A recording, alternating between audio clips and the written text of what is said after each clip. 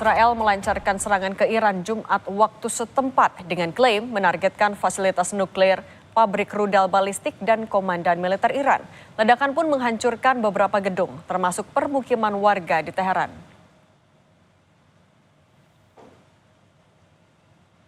Militer Israel mengerahkan 200 jet tempur yang menyasar sekitar 100 target di seluruh Iran, termasuk Teheran.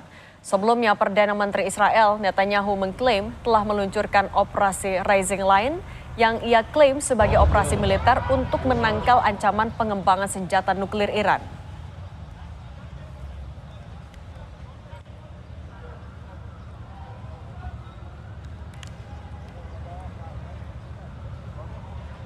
Struck by Israel.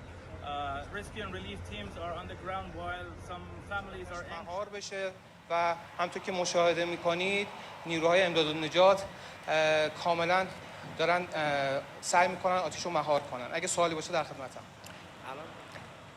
Asap tebal masih menyelimuti langit Teheran pasca serangan yang dilancarkan Israel.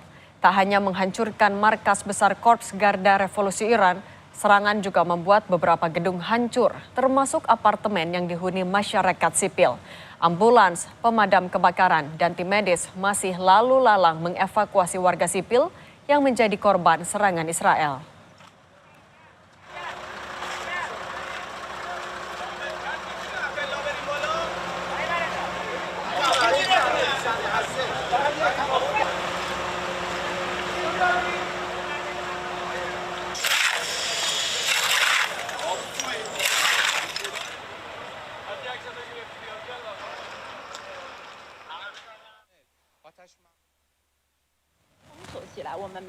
Serangan yang diluncurkan militer Israel tak hanya menghancurkan bangunan. Media pemerintah Iran juga mengkonfirmasi bahwa serangan menewaskan Komandan Utama Korps Garda Revolusi Iran, Hossein Salami. Markas besar pasukan elit di Teheran itu pun dikonfirmasi terkena serangan, sekaligus melukai beberapa personel Korps Garda Revolusi Iran, termasuk menewaskan 2 ilmuwan nuklir Iran, Fereydun Abbasi Davani dan Muhammad Mehdi Tehranji.